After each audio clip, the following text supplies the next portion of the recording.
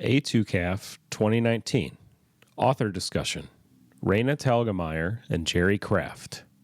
So hi, welcome to the panel. I'm calling this panel A2 Craft because your name is Kraft and the show is called A2CAF, and I thought that would be amazing. That's amazing. I didn't tell you that in advance, so you weren't ready for the joke. So my name's Raina Telgemeier. I am the author and illustrator of several graphic novels aimed at a middle grade audience, including Smile, Sisters, Drama, Ghosts. I have a book coming out in September called Guts. It is a prequel to Smile. Pretty excited about that. I also have a how-to interactive journal out called Share Your Smile for people that are interested in writing and illustrating their own graphic novels. And that is not why we're here today. We are here today to welcome my friend Jerry. I don't know if any of you have heard of Raina, but you can give her a big hand for coming to do that. Just to encourage her so she'll stay in the business. Only if Jerry says so. So I'm here to welcome Jerry Kraft. Jerry is an author and illustrator who has worked on numerous picture books, graphic novels, and middle grade novels. His newest book, New Kid, is a middle grade graphic novel that has earned 4-starred reviews, including one from Booklist magazine that called it one of the most important graphic novels of the year. Kirkus said it should be required reading in every middle school in America, and I'm going to amend that and say, and elementary school. He is the creator of Mama's Boys, an award-winning comic strip that was distributed by King Feature Syndicate from 1995 to 2013. He is a co-founder and co-producer of the Schomburg's annual Black Comic Book Festival, which has drawn close to 50,000 fans since its inception in 2013. So welcome, Jerry. Thank you. So, the first question I have for you is, can you give us the elevator pitch for your graphic novel, New Kid? Okay, so New Kid is about a 12-year-old named Jordan Banks who has always gone to small schools, and he wants to be an artist, and his parents do not want him to be an artist because, of course, you cannot make a living as an artist. No. And so instead of getting to go to the art school of his dreams, his parents make him go to this prestigious private school where now he's one of only a few kids of color in the entire school. So he's the new kid, one of the few kids of color, and trying to kind of live both lives, you know, his life around his neighborhood and his life around this new prestigious private school. And can you tell us a little bit about what you and Jordan have in common? He is a fictional character, but it is somewhat inspired by your life, is that correct? Yeah, he being Jordan, not he being me, right? That's exactly what I mean. Right. The J thing, it gets me every time. Yes. So, so like Jordan, I was always one of the youngest and the smallest kids in my class. And it literally was not until 12th grade, from 12th grade through college, I grew like 8 inches. You know, so I go back to my high school reunions and people don't know who I am because they expect me to still be like 5'3". So Jordan, like me, always one of the youngest and the smallest. Everyone else is 13, he's 12, and he's like 4 inches shorter than everyone. He wants to be an artist, like I did. I thought at one point I'd be the next great artist of Spider-Man. And then the commute from Washington Heights in New York City all the way up to the big private school in Riverdale. So that's all me. How long was that commute? It was about an hour by public transportation. I got on the bus that would take us up, and then got off on another bus that would go around this big hill and up on this hill to Riverdale, where it's like there's the Fieldston School. Isn't Riverdale the name of the Archie town too? Yeah, and I think that's the same Riverdale, and also I don't know where the Riverdale, there's a TV show on CW called Riverdale. Yeah. I don't know where that is. But yeah, that's Riverdale. And I know that you've talked in the past about the fact that you were not a big reader as a kid. But I've heard you say, I didn't read books, but I did read comic books. Yes. Can you talk about some of those memories? Yeah, so my earliest reading was like the Dr. Seuss books. So I remember, Fish Out of Water, in One Fish, Two Fish, Red for Blue Fish, and Cat in the Hat and all that, Horton Hears Who, that was great. And then I don't remember really anything in between going to like Spider-Man comics, and then after Spider-Man, I don't really remember anything after that until, you know why? Because in I specifically remember in 7th and 8th grade, if the teachers caught you with comic books, they would confiscate them. And at the end of the year, some teachers would have more comics in their drawer than some kids had at home because they would just take them. So in my mind, it was always like, fun reading is like illegal. And if you wanted to read, you had to like suffer through it. So I always equated reading as like a chore, you know? And it really wasn't until like high school where I remember reading a book and enjoying it and going, wow, that wasn't painful at all. You know, so yeah, it was a really weird thing that they did to me. And I know that when we went to TLA, there was someone that told me that their school, if they see them reading graphic novels, actually confiscate them, and the kids have to buy them back like they have to pay for their cell phone. Like they confiscate their cell phone, and then you have to pay like $15 to get it back. So in some schools, unfortunately, that's still happening. We have a lot of bones to pick about the way that adults sometimes treat kids who like to read comics. Yes, we need to get picket signs and find that school. So this has been happening for a long time. Yes. Adults have been judging kids who read comics for many, many years. Do you remember what your teachers would say? Was it that it was junk reading, or that it wasn't real reading, or? It was rotting your brain. Rotting your brain. So everybody in this building today is getting their brain rotted. Yes, absolutely. Together, and we're all having such a good time doing it. But you know, the weird thing is, like with Marvel Comics, I realized that when I started to read real books, my vocabulary was so intense and immense because, like, especially with Marvel Comics, like every comic had like this qualifying adjective in front of it. It was like the uncanny X-Men, the macabre Man-Thing, astonishing tales, spectacular Spider-Man, the Incredible Hulk. And those were all like big words. Yeah. And I was 12, but I knew what Armageddon was because I had to look it up. And every week there was Armageddon happening, you know, and Havoc and, you know, some of these things. And a lot of them based on like Greek mythology. So, you know, you have to read up on Thor to see, you know, what was going on. And Captain America with World War II. Well, what's going on with that? You have to look that up. Yeah. And then just, you know, like I said, by the time I realized, I was like, oh, yeah, a lot of this stuff came from comics. Yeah, I had the same experience with Calvin and Hobbes, where they would speak in such like giant vocabulary words. Right. And as a kid, I was like, this is funny. Yeah. But I'm not quite sure why it's funny. I just know that it's somehow working for me. Something about that combination of the characters, the expressions that they're making, the thing they were doing at the time, and then these big words they're using. I'd better go try and figure out like, what they mean. Transmogrification of the, Yes. like, is that a real word or let me look it up? You're right, I'm like, absolutely. okay. And so yeah, there's a lot of like investigation and discovery that comes from reading comics and being inspired to like figure out what's going on. Yep. But the pictures are there to give you a clue. Right. So it works on so many different levels. So you talked about Marvel Comics, and you talk in your book about Batman a lot. And so do you remember the first comic character that you really connected with? It was between Spider-Man and the Silver Surfer. Interesting. Yep. And Spider-Man, I think, because he was, you know, young and he was kind of nerdy and, you know, kind of a, you know, science nerd kind of thing. I mean, literally like everything that most middle grade graphic novels, Yes. It's that character. So Peter Parker could easily hang out with Raina or Jordan or any of the characters that you see. And, you know, having this immense power, but not being able to tell anyone, you know, like not being able to join the basketball team and like jump 50 feet and dunk every ball and stuff like that was like a really intense thing. And that he wasn't the popular guy. He got pushed around by Flash Thompson, who at any moment he could just, you know, throw a city block, you know, but he had to kind of keep his sensibilities about him. So I thought that was really cool. And what about the Silver Surfer? I admit that I don't know anything about the Silver Surfer except that he is silver and Yes. he has a surfboard. Yes, Like, that's the two key those are two components. awesome things, by Right. the way. Like, I get it, but So he was in one of the really bad Fantastic Four movies, unfortunately, but I thought he was pretty cool. But he was like, it was very Superman-ish, where he was like the last of his planet. This super being named Galactus came and was going to destroy his planet.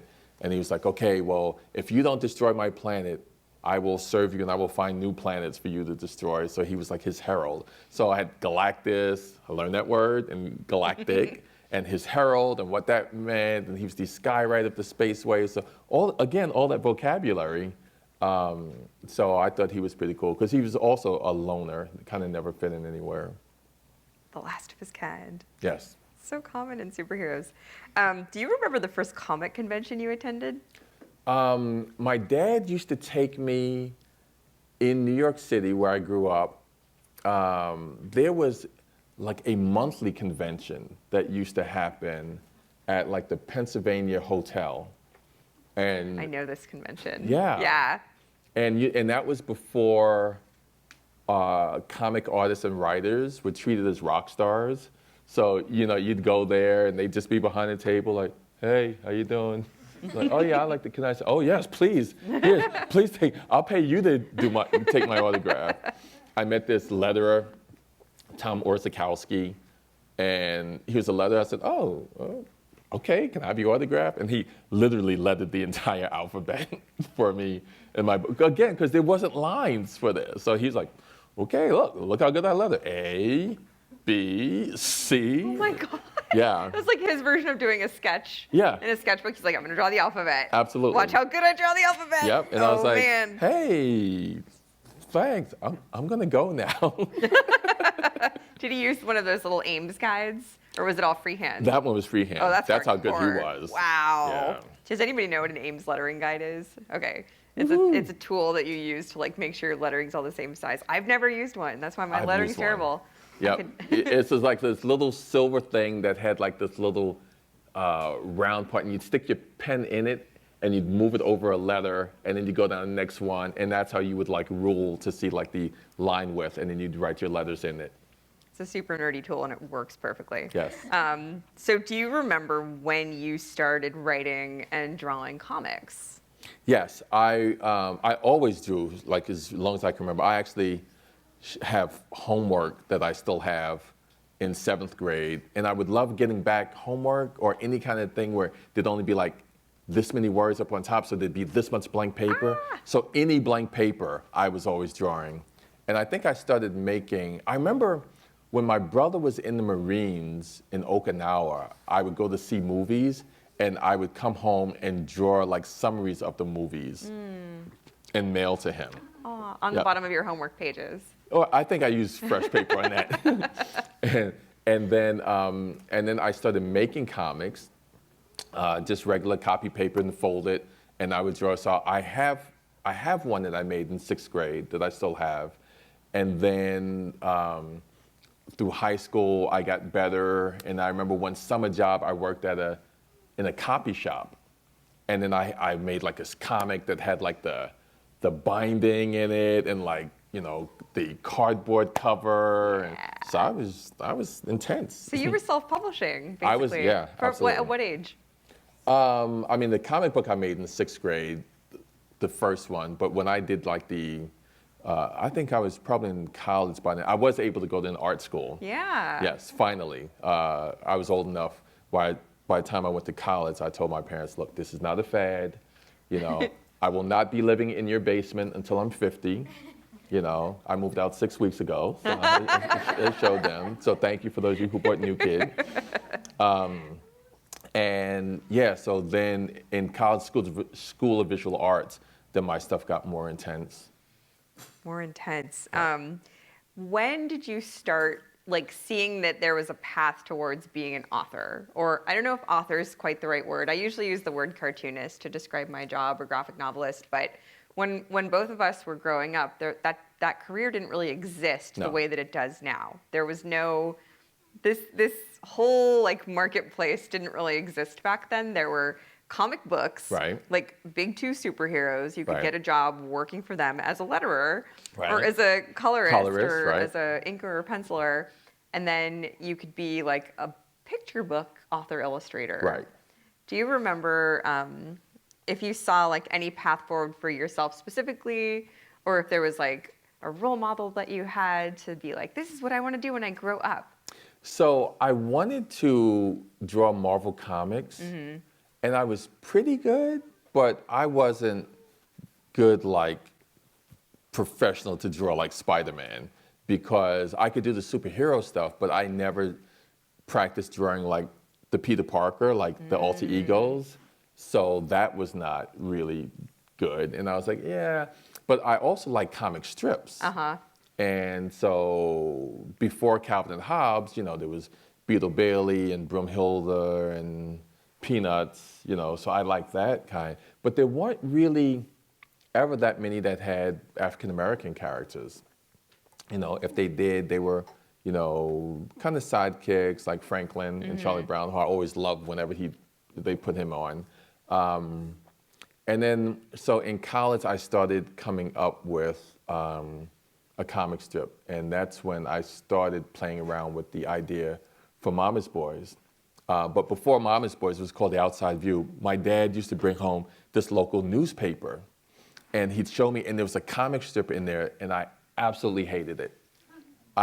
It would just drive me crazy, you know. And one day, I'd always criticize it, and one day he was like, you know, he's in the paper and you're not. So, you know, and I was like, oh, it's like that, huh? So I called up the editor of that paper, and I asked him if I could bring him a comic strip.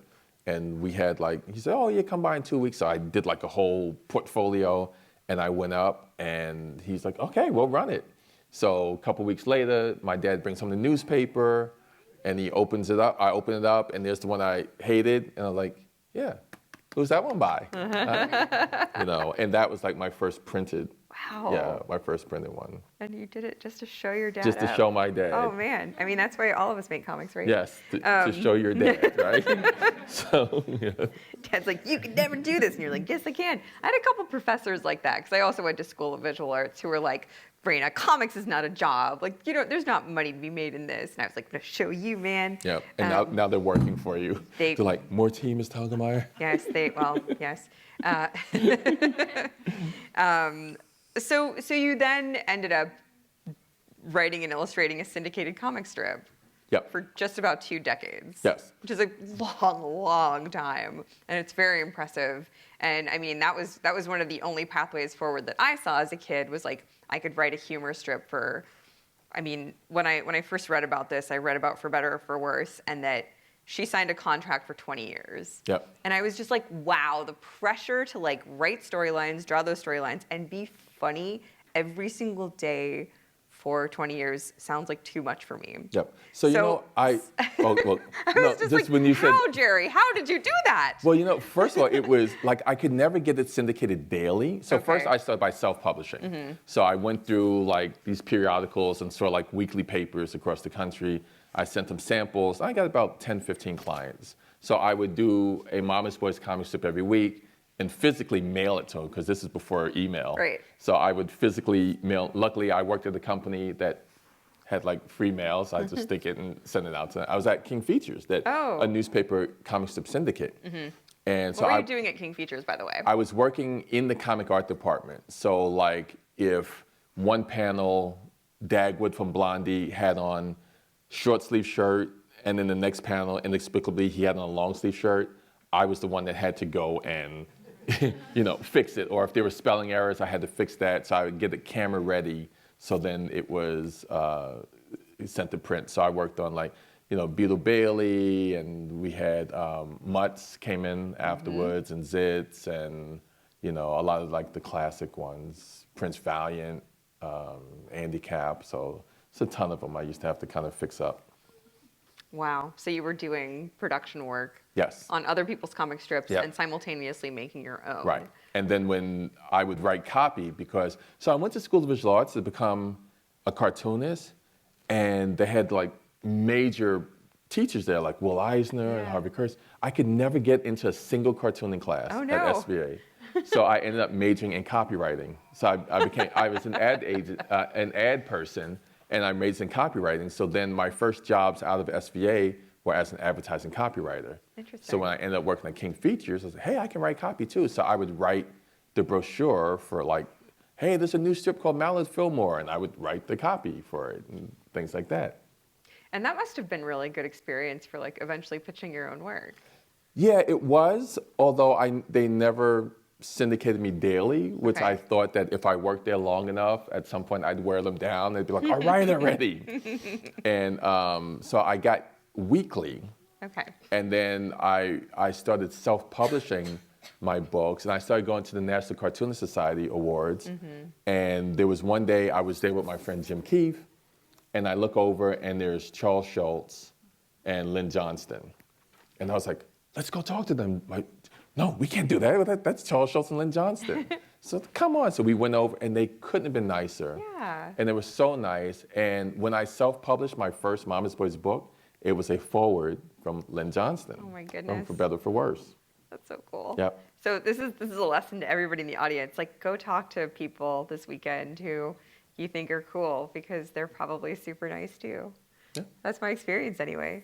And so, okay, a weekly comic strip for Yep. a very long time. Like, humor writing is really difficult for me. But did it come naturally to you? Was it a skill that you had to build? Like, writing funny is something that a lot of people are interested in learning how to do. Right. I wonder if there's anything that you could talk about as far as your experience and maybe words of wisdom. Absolutely, because I had a friend of mine, so I was writing, I'd sit down each week and write a Mama's Boys comic strip, hopefully with a punchline that was funny. And one day, one of my friends just blatantly said, you know, your comic strip is not nearly as funny as you are in real life. And I didn't know how to take that. I was like, well, on one hand, he says, I am funny, but then he says my comic strip is not funny. So I completely changed the way that I came up with humor. What I ended up doing was I would just go around and see stuff, and as I would say stuff during the day that would make people laugh, I would turn that into a comic strip as opposed to sitting down blankly like, now I am going to come up with a joke. And that's why those were not funny, because when you're under the gun, but like if I say something to you and you crack up, I'm like, oh, that's funny, how can I turn that into a comic strip? Right. So I ended up, because of my friend's helpful criticism, that kind of helped me to be funnier in my strip. But to do like a daily, like how Gary Larson did with The Far Side, is unimaginable, like how consistently funny he was 365 days a year. I wonder if he was super annoying to his friends and family, though, because he was constantly just like, blah, blah, blah, blah, like joke, joke, joke, and like always doing the writing it down thing. Yeah. It's like in the middle of a conversation with somebody, if they're stopping your conversation every 3 seconds to like write down what you've just said. Yeah, a there's a bunch of cartoonists that used to go out for breakfast like every Saturday in Connecticut, and anytime someone would say something funny, they'd all take out their pants. And Was there a sense of like, that's my joke, no, that's my joke? Like, was they always steal back and forth. from And you each know other. what? The way that each person tells the same joke is always going to be different. And that's Yeah. that's like a fun exercise, I think, to do with friends, is like you have the same 3 prompts. You have the same like person, place, thing, or whatever you've drawn out of the hat. And then everybody has to do a gag comic or a one-page comic using those 3 words or that short prompt. And like everybody's thing is going to be super different. Yep. Our There was a brains all thing- work in such different ways. Like 15 years ago, I got this thing where I think they had the script and they gave it to like 50 different cartoonists to do their variations of that. And I did one of those. It was really fun to see like how different they were. And I've done exercises with this in big groups where you're given like a prompt like that, and then everybody has to like work quietly for 20 minutes, and you're sweating beads because you're like, I am not funny, I don't know how to write, I'm not good at this, and then you like anonymously all hand your comics to whoever's in charge, and then they read them and don't tell like who, and then when people laugh at your work, you're like, oh my gosh, I did it. Who knew? And then everybody else's is like hilarious in its own way. And it's just, I don't know, I love like seeing the ways that different people take information and process it. Absolutely. And it's all about your voice. Like your voice is unique and your voice is unique and my voice is unique. And it's like, you can tell the same story, but you're going to tell it in a different way. Right. And they say there are no new stories, but I don't know if I truly believe that. Well, I think see, that the unique voice is such an interesting thing because when I first started trying to do a middle grade graphic novel, that's when they're like, have you read Raina's stuff? We want you to be Raina. I'm like, I can't be Raina. No. That position is filled. I'm like, Raina does Jerry's like, I'm going to kill her. I'm like, Raina does a really good job at being Raina. I'm like, that's not what I do. So if you let me do what I do, then, you know, but they wanted you.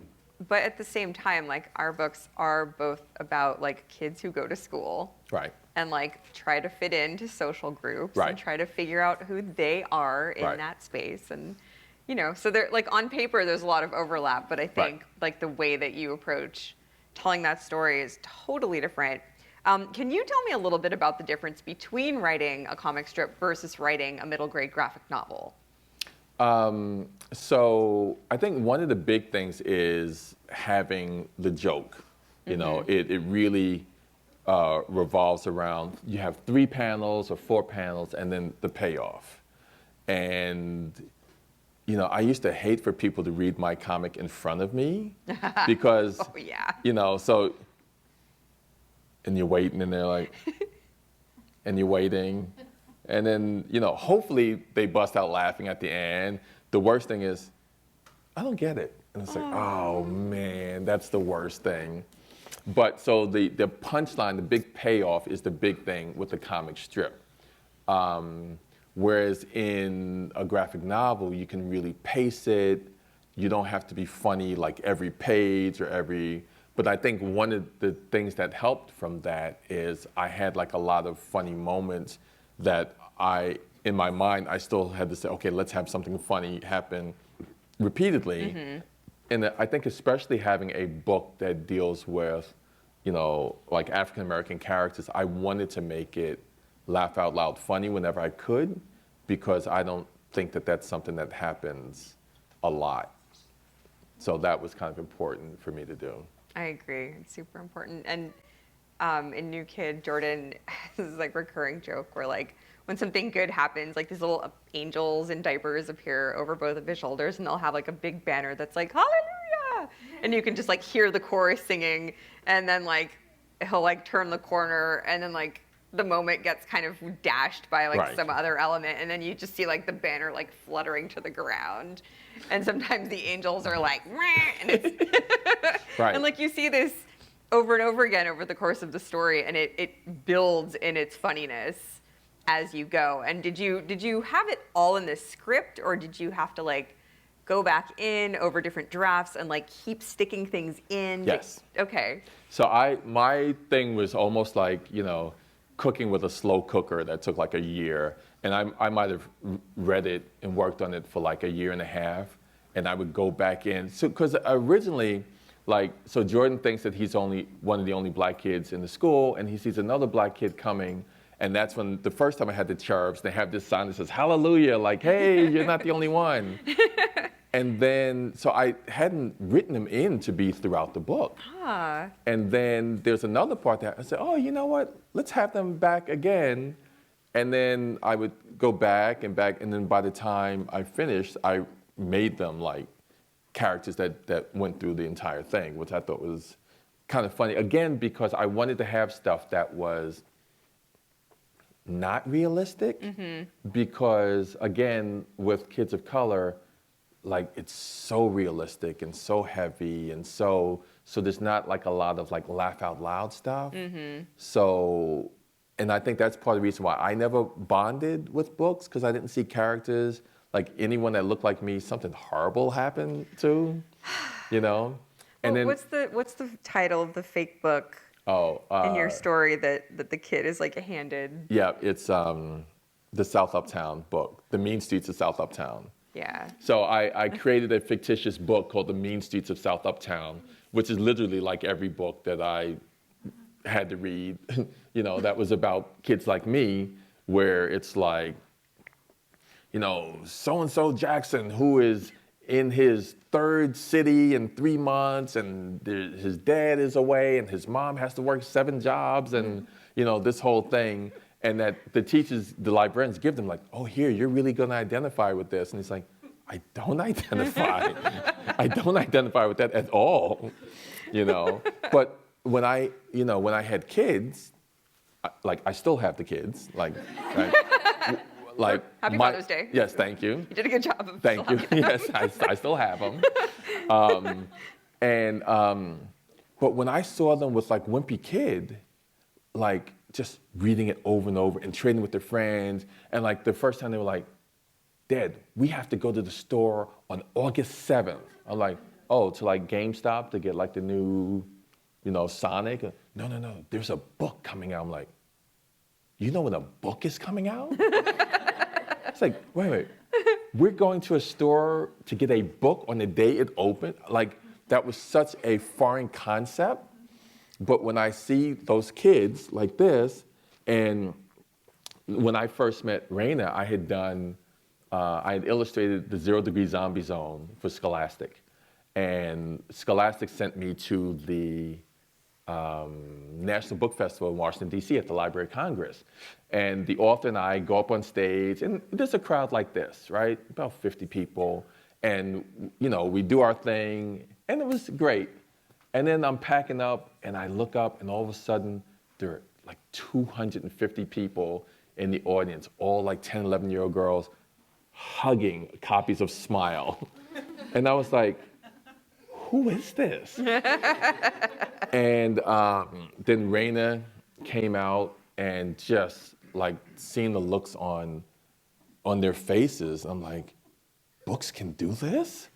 It was the wildest thing. But I was like, I want to be her when I grow up. Because so my goal was if I could have like that kind of embrace with like what Jeff Kennedy did with Wimpy Kid, and what you've done, and feature kids of color that wasn't depressing and stuff like that, and even other kids could be like, oh, I'm Jordan Banks, even though I'm a 10-year-old girl from Ann Arbor. I'm like, that was like my dream. Yes, I am also Jordan Banks, and I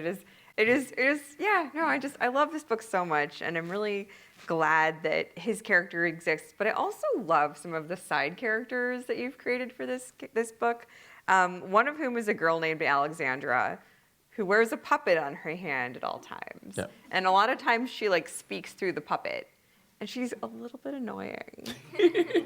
She kind of drives everybody crazy. Yeah. But she's got a story to tell, and you did her story such like beautiful due diligence in that book. And I'm curious about the inspiration for Alexandra's character. Okay. Uh-oh. Yeah, I didn't ask if this was coming, but here it is. All right, so yeah. So my friend Carrie made this for me. So again, I wanted to do, and I'll have him talk. Yeah. This is Oscar.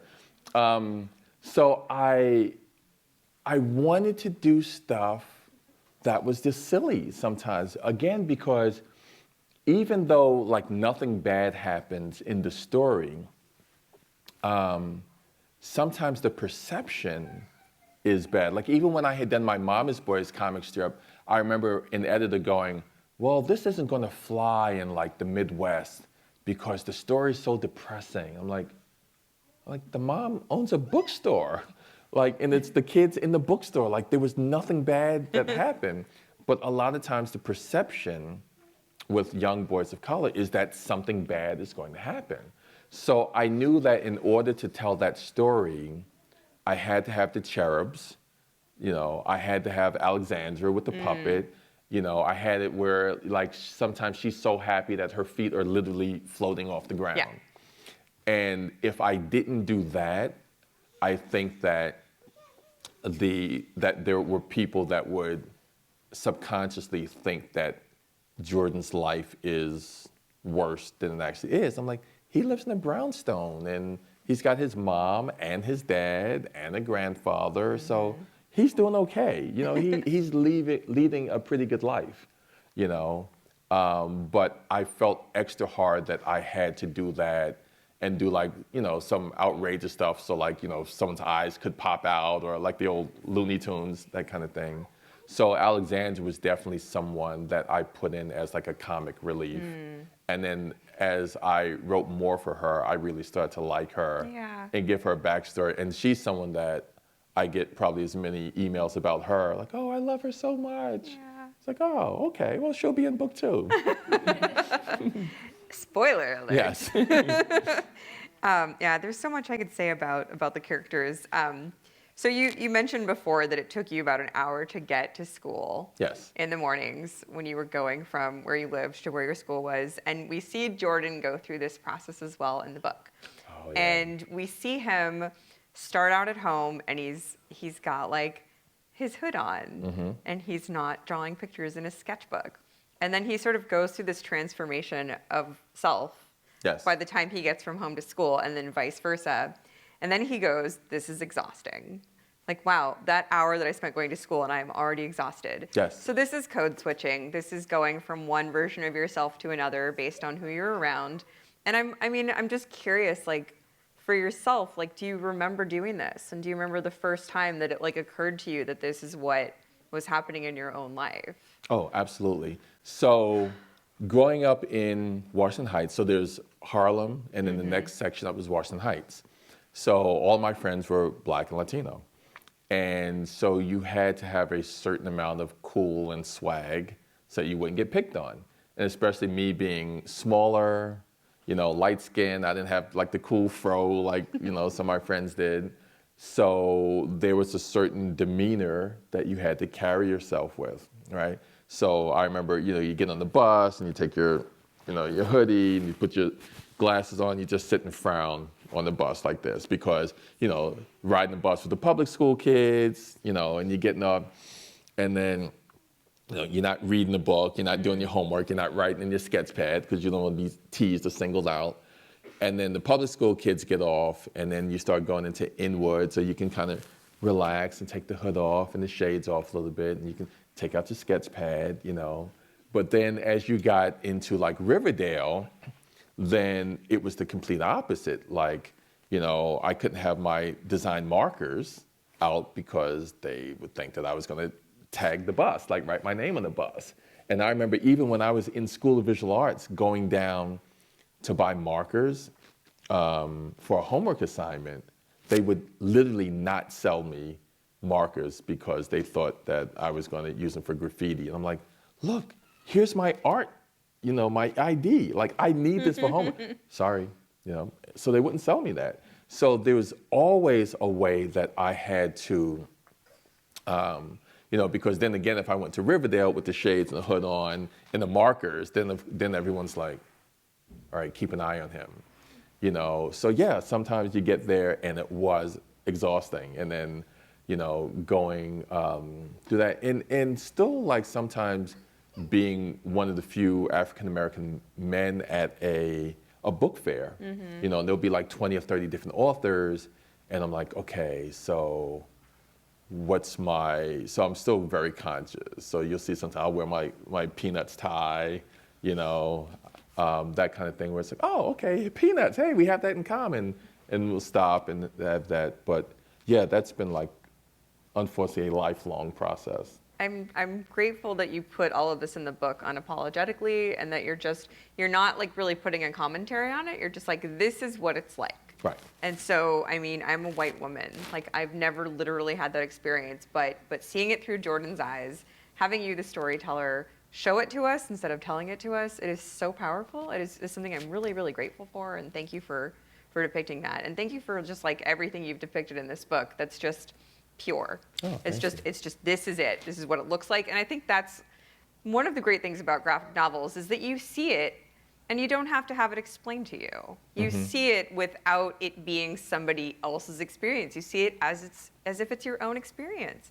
And that's true of every graphic novel I've read, especially the ones that are either autobiographical or inspired by somebody's life. It's such an amazing communication tool. And I'm just I don't know, I'm blown away every time I read a book that hits me like that. And so I'm grateful, Jerry.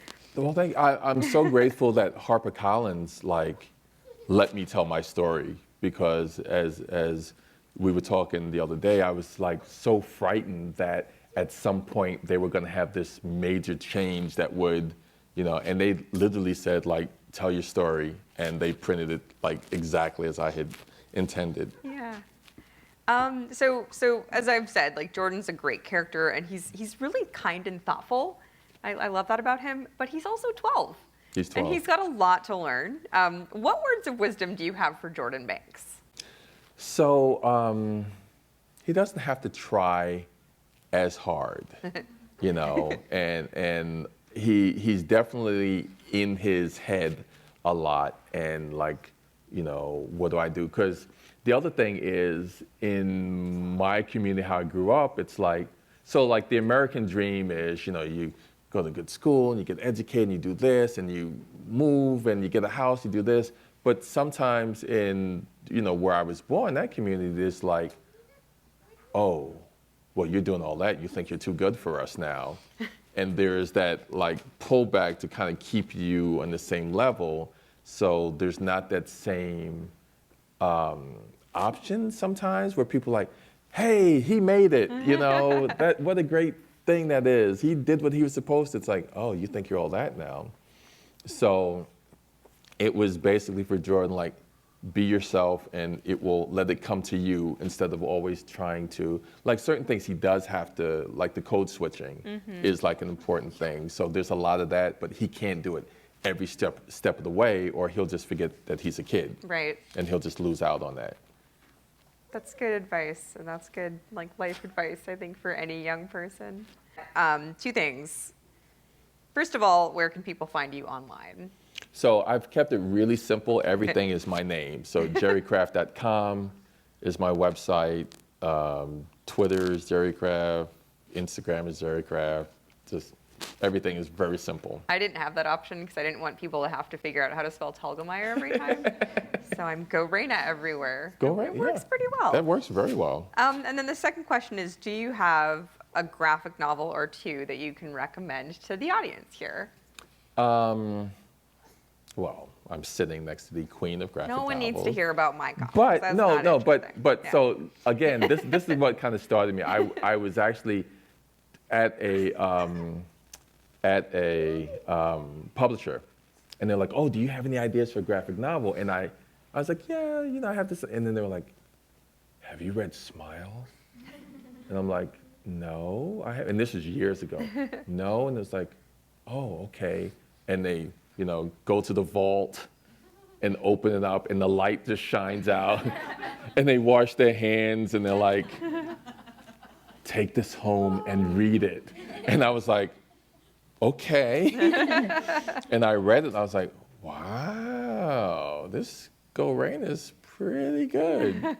So that was really the first where I started to solidify a real game plan. But then, again, like I said, everyone was like, be Raina. And it's like, oh, it was like, it's like having like Wonder Woman as a younger sister. It's like, why aren't you more like your younger sister? I'm like, I can't fly, but let me do my thing.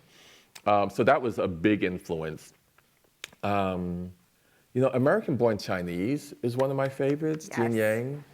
And that I think was important because it showed me that you could actually talk about race and do some stuff that was kind of uncomfortable. El Defo was a really good one. Yes. I like that a lot. Roller Girl, I really liked. So yeah, there's so many, and I probably read more graphic novels now than other things, Same. Yeah. So there's some really, really powerful ones, and just so many different viewpoints of different things. And as I meet more and more people, then I'm like, oh, that's pretty good. Yeah, let me buy that, and I'll buy it and like read it on the plane or something like that. So yeah, there's still a ton. We're in a good space for middle grade graphic novels. Yes. Oh, and Terry Lieberson stuff. I think it's Yeah. hysterical. Invisible Emmy, and I think she's got two more. Positively Izzy and just Jamie. Yeah, she's hysterical. She is, and she also came up through comic strips. Yes. Yeah, so Yep. that's a pathway forward. Absolutely. So can we open it up to questions from Absolutely. the audience? Raise your hand and shout it out. Yes. Hi. So, first of all, I think you guys are great role models in showing that graphic novelists are extraordinarily articulate. So thank you for.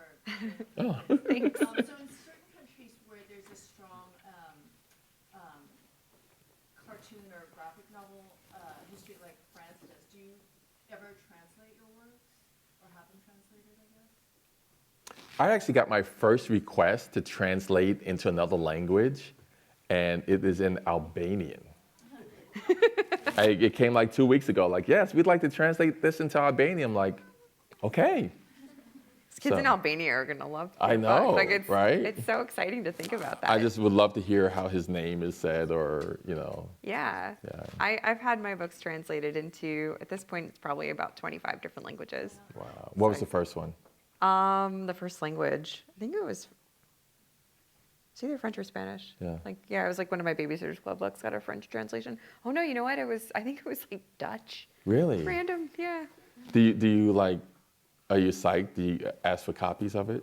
They send them to me, and then I have like, it ended up being like the shelf in the center of my living room that's just like, here's all my foreign editions. So people come over to my house and they're like, I see, Raina, that you've got many copies of your book here in the living room. And I'm like, it's color coded, it's really pretty.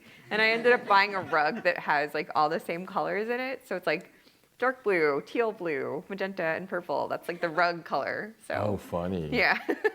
Funny. Oh, it's weird. They also did New Kid as an audio book. Right. Which is interesting. And they first asked me to do it, and I was like, am I gonna have to like read and change the characters and stuff? But they let me listen to Roller Girl. no. Oh no, Nimona. Nimona. Yeah. And it has like a full cast with sound effects and that. So they did that for New Kid. And it's a full cast, so it's literally like listening to a Broadway play with your eyes closed. Like, so if there's a sound effect like, oh, someone's at the door, you hear the ding dong, and the feet going down to let them in and stuff like that. So that's really pretty cool. That's awesome. Yeah. Anybody else? I see your hand in the purple. Yes.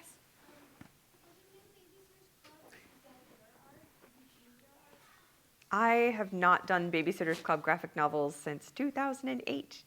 The newer ones are drawn and adapted by Gail Galligan, who used to be my assistant, as a matter of fact. Wow. She's awesome. Yeah, so I haven't done those books for a really long time. Do you draw with pencil or do you do digital? I start with pencil and then I ink right over my pencils with a brush, and then I scan them, and then they're colored digitally. What about you? Is your art?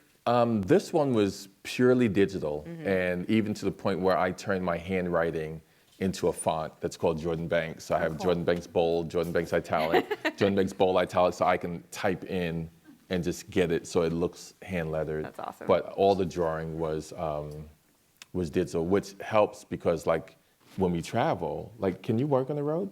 Yeah, Yeah? You just bring paper and I do. really? I can. My paper is just the size to fit on an airplane tray table, so I do a lot of my penciling while I'm flying. Oh. Yeah. Do you have your stuff with you? Yeah, to this is show it? my mobile Yeah. studio. There So it is. this is what I work on when I'm in the hotel or stuck in an airport for like 11 hours, which has happened a few times Yeah. this year. Is So it I'm a like- Cintiq? It is a Wacom mobile studio. Cool. Yeah. And it comes with a little like stylus pen, Yes, right? I got my little stylus pen, and then I have like a little glove that goes on so that I don't smear the thing. So if you see me with the glove on, I'm not being pretentious. Like it's just part of it's like, oh, look at that guy with his glove. But yeah, this is have a the glove. yeah, and it only covers like 2 fingers, so it's just so that Yeah. you don't smear it. Yeah. Yeah, so like I said, if you see me doing this, I'm not like, it's not like I'm drawing with the puppet on my hand. That would Right. be weird. Actually, that'd be really awesome. Yeah. I saw another hand up. Hi. What inspired you to write Smile or Sisters, like the memoirs? I want to know that too. Those were inspired by my life. That's how memoir works. It's, I am working with material from like a long time ago. So I often like look back through my memories and I'm like, what stories am I still telling people? What things are still relevant to my life now? What's sticky? Like what haven't I been able to forget after all this time? And I also kept journals when I was a kid. Did you keep journals or? No, I didn't. No? Okay. So you weren't writing stuff down as it was happening to you? No. That didn't start until later when you started writing down your friends' jokes and your own jokes? Right. Okay. So Oh, Jerry's got his, this is a page from New Kid 2, which you Yeah. can't read, but it is here. But one of the cool things, I could like literally like zoom in, and I can take it, and if I can actually tilt it. If I need the lines in, I can type in my handwriting. I can like move stuff around. I can copy and paste. So I can like twirl it, you know, so if I need to go in there and get that ear at just a angle, you know. So this has been a lifesaver because with the amount of traveling, which you travel way more than I do, to have to stay on deadline, like I'm like, Raina, how do you do that? So Because my books take 2.5 years to create, but that's including like all of the travel and all of the sitting on stages and talking with my friends things. That's part of the job. Yeah. I think our job is twofold. It's being a writer, a cartoonist, a creator, but it's also being an author. And the author stuff is this stuff. It's the sitting on stage and talking to your friends. It's signing books. It's meeting your readers and connecting with them. because they need to see you're a real person. Right? I mean, it's really great. Not Yeah. every person can do that, and we can't physically be everywhere all the time. Our main job is still making things, so it's really important to like preserve the time that you need to create New Kid 2 and Yeah. whatever comes after that. But this is wonderful. Like I think this benefits us in a different way, and it benefits our readers too, just because there's this connection and we get to meet each other. And yeah, no, I'm pleased. I like them both, but you have to keep them in balance. Yeah. Yeah. We have another hand up in the audience. Finally friends with your sister Amara. What was that? Finally friends with your sister Amara. We're kind of friends at the end of the book, right? So yeah, I try not to talk too much about like what happens after the story. Like that's the private, personal part of my life. Do we have any other questions for Jerry? All right. Yes. So she's the one that wanted to take your Yes. seat earlier. The interviewer that was almost up here today on stage. Yes. I've got one for both of you. Cool. Do you have a favorite book or comic strip that you've done? That we've done, like your Or, favorite. Like just separately, do you have a favorite? Favorite comic strip or favorite? I mean, I was always a huge Calvin and Hobbes fan, and I'm a big For Better or For Worse fan. That's Yeah. probably my favorite comic strip and biggest influence. Do you know her personally, Lynn Johnson? I've met her. Okay. She's a sweetheart. Yeah, she really is. She's salty, but she's awesome. Yeah. Yeah. So yeah, For Better or For Worse was always one of my favorites. Peanuts, just because it was so iconic. You know, growing up with Fat Albert, again, to see kids of color that went like everywhere, like national, and so many people our age were like, oh yeah, I grew up with that. Even though in retrospect, I'm like, yeah, they did play in the junkyard, which is kind of weird, you know? So I hope if they ever updated it that like they, you know, being like a real playground or something like that.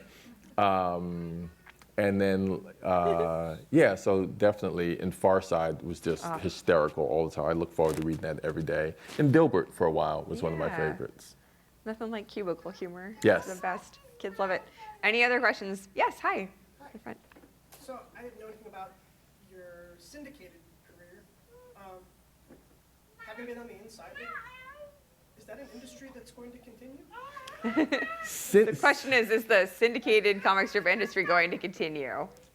So I feel Great like question. this middle grade graphic novel is one of the first things that I've got into that is still newish and has a trajectory that I'm actually happy with. Because when I started, you know, when I started in advertising, it was like, that's when the ad business just really like imploded and people were like running to get out the industry.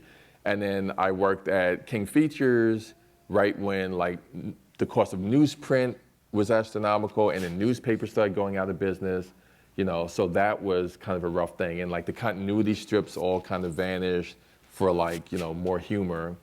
And then I worked at Time Warner, right when AOL purchased that, and then that just like, so for a while I just thought I was like the Grim Reaper of like, you know,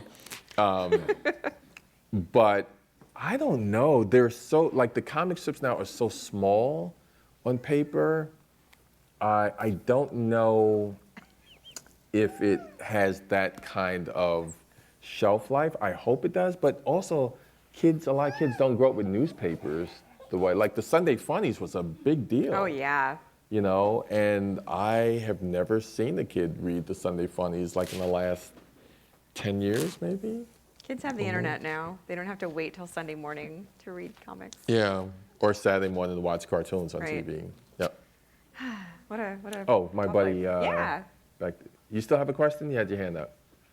Oh, okay, if you do, let me know. Well, Okay. he says he has a question, but it's about the book, and he doesn't want to spoil it for others who haven't read it. Oh, Are so you sure? We can do it. you have like a spoiler? Okay. Okay. All right, then you. come to me afterwards. Oh, no, I want to hear it.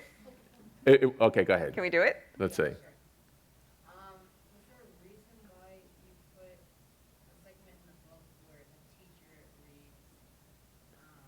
Oh, Jordan's sketchbook. So, yes. Let's see, how involved can I get? So, We have like 5 minutes.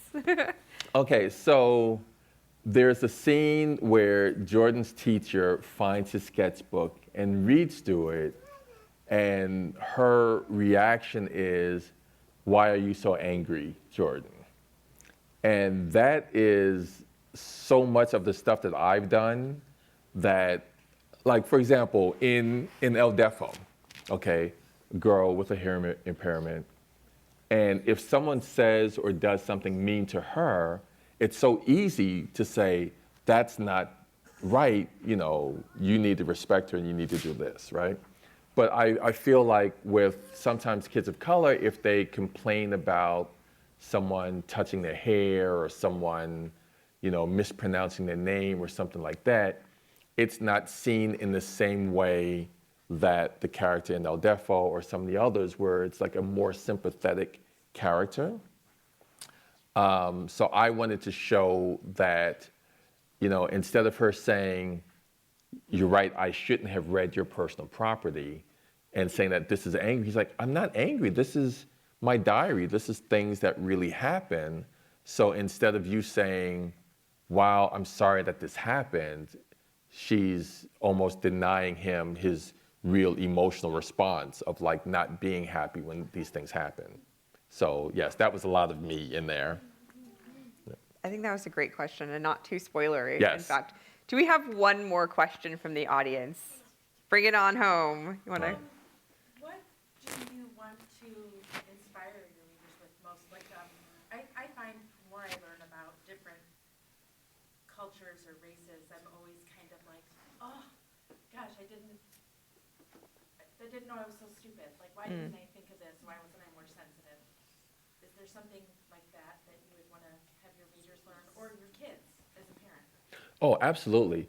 Like, there's so many conversations that I wanted to open with this, like with the librarians who only give, kids of color books about police brutality or slavery or civil rights. I'm like, they're still kids, and so yes, please give them something that is sometimes uplifting and shows that they will actually make it to be 20 and 21 and 22.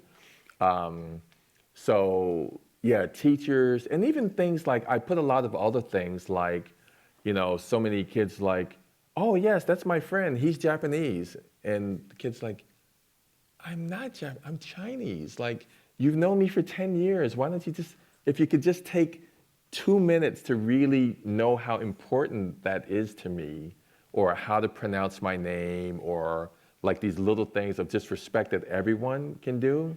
It's like, "Oh, well, that's," I had a comic in here where it's like, "Oh, that's too hard to remember." It's like, yes, but you can then go to Starbucks and remember a latte, cafe, mocha, china, frappuccino with like 10 names, or if it was a character from Star Wars and anime, you could say the name perfectly. Right. But if it's a kid that you've been in school with for 10 years, you still mispronounce it. So just a lot of kindness and respect that I would like to build conversation that everyone can have. Well, you're welcome. Thank you all so much for joining us today. Let's give Jerry a hand. Yeah. This program was recorded on June 16th, 2019 at the Ann Arbor District Library.